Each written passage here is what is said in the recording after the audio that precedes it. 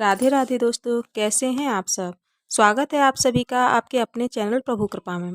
दोस्तों, आज मैं माघ मास में पड़ने वाली चौथ के बारे में बात करूंगी, जो कि गणेश चौथ के नाम से भी जानते हैं। दोस्तों, हमारे हिंदू धर्म में चौथ के व्रत का खास महत्व है। हिंदू महिलाएं हर माह चौथ का व्रत करती हैं। पंचांग के अनुसार हर वर्ष माघ मास के कृष्ण पक्ष की चतुर्थी को सकट चौथ का पर्व मनाते हैं। सकट चौथ का पर्व भगवान गणेश जी को समर्पित होता है और इस बार साल 2023 में 10 जनवरी मंगलवार के दिन सकट चौथ का पर्व मनाया जाएगा। ज्योतिष शास्त्र के अनुसार 12 महीनों में पड़ने वाली चतुर्थी माघ महीने की चतुर्थी का सबसे खास महत्व होता है। इस दिन भगवान गणेश ने भगवान शिव और माता पार्वती की परिक्रमा की थी। सकट चौथ का उपवास रखकर महिलाएं अपने सुखी वैवाहिक जीवन की कामना करती हैं तथा साथ ही संतान की दीर्घायु के लिए भी प्रार्थना करती हैं। सकट चौथ के दिन भगवान गणेश के साथ सकटा माता की भी पूजा की जाती है। सकट चौथ का व्रत करने से भगवान गणेश जी प्रसन्न रहते हैं। तो आइए आज सुनते हैं सकट चौथ में कहीं सुनी जाने वाली सकटा माता की कथा और विनायक जी की कथा। सुनने वाले सभी छोटे बड़ों को मेरी तरफ से राधे राधे। आज मैं आपके लिए लेकर आई हूँ माघी चौथ की कहानी शुरू करने से पहले हमेशा की तरह एक छोटी सी रिक्वेस्ट है आप सभी को। अभी तक मेरे चैनल को सब्सक्राइब नहीं किया है तो इसे सब्सक्राइब जरूर कर लीजिए और एक घंटी वाला बटन दबाना न भूलें। इससे होगा क्या कि मेरी आने वाली वीडियो की सभी नोटिफिकेशन आप तक पहुँच जाएगी। तो आज की कहानी शुरू करते हैं। माघी चौथ की कहानी। एक साहूकार और एक साहूकारनी थी। वे लोग अपने घर में धर्म पुण्य व्रत कुछ भी नहीं करते थे। इसी कारण उनके कोई भी संतान नहीं हुई। एक दिन पड़ोसन माघी चौथ की कहानी सुन रही थी। तभी साहूकारनी ने उनके पास जाकर पूछा कि ये तुम क्या कर रही हो। पड़ोसन बोली, आज चौथ का व्रत है इसीलिए कहानी सुन रही हूँ। तब साहूकारनी ने पूछा कि चौथ के इस व्रत से क्या होता है।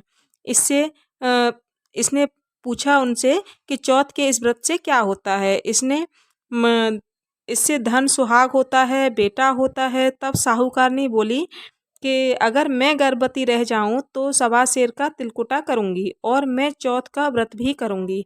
कुछ दिन बाद वो गर्भवती हो गई। तब उसने कहा कि अगर मेरे लड़का हो जाए तो मैं 2.5 सेर का तिलकुटा करूंगी। 9वें महीने के बाद उसके लड़का भी हो गया। तब वो बोली, हे चौथ माता, जब मेरे बेटे का विवाह होगा तब मैं 1.25 मन का तिलकुटा करूंगी। ऐसे ही समय बीतता चला गया और बेटे के विवाह का समय भी आ गया। जब वे लोग बेटे का विवाह करने चले गए तो चौथ और विनायक जी ने आपस में बातें की कि जब से ये गर्भवती हुई है तब से बार बार तिलकुटा तिलकुटा बोलती है और अब बेटा ब्याहने की भी चली है तो लेकिन इसने एक भी तिलकुटा नहीं किया है और ना ही व्रत किया है।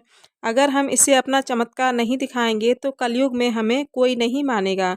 तो हम ऐसा करते हैं कि इसके बेटे को फेरों से उठा ले आएंगे।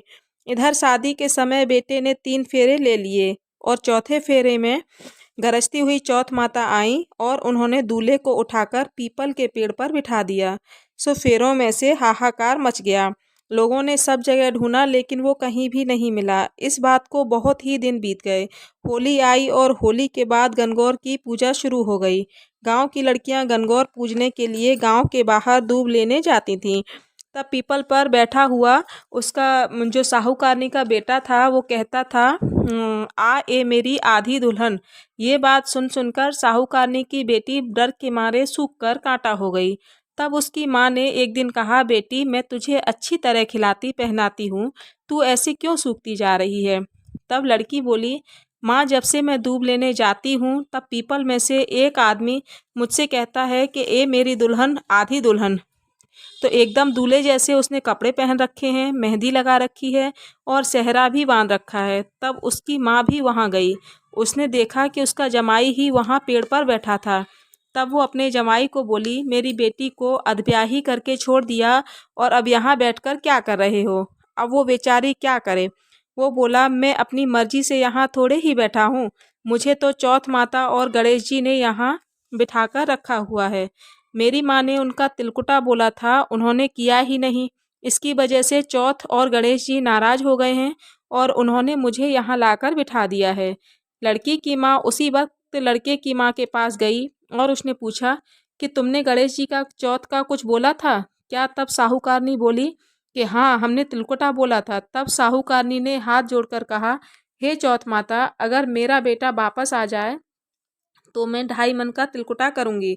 लड़की वालों ने भी 2.5 मन का तिलकुटा बोल दिया। तब गणेश चौथ राजी हो गए और उसके बेटे को वापस लाकर फेरों में बिठा दिया। धूमधाम से बेटे का विवाह हो गया।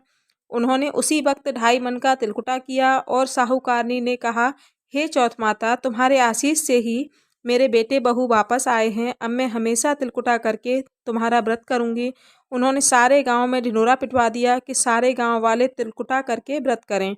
हे चौथ माता, जैसे उनके बेटे बहू को मिलाया वैसे सबको मिलाना।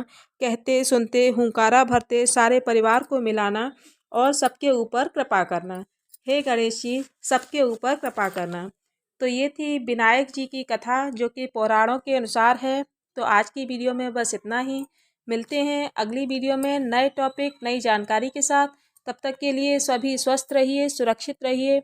सभी को राधे राधे।